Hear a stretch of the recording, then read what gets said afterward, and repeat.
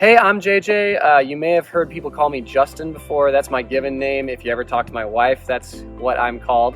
But I remember just this really transformative moment in my life when I was in high school.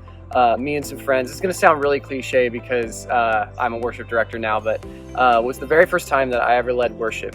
Me and a few friends, we went out the afternoon after school, and we had all our instruments, and we were just playing music in front of random stores like Safeway and stuff with like a guitar case open, hoping to make a little bit of money for some junk food, which we did, and it was super fun.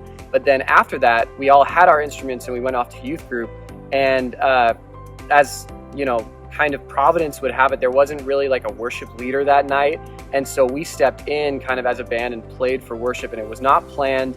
But the Lord really showed up in that moment. It was the first time I'd ever led worship, and I had this moment while I was leading our youth group in Amazing Grace, My Chains Are Gone, where if you've ever seen the movie Chariots of Fire, Eric Liddell, he's this Christian Olympian runner, has this moment where he's being interviewed and he says, "I feel the Lord's pleasure when I run."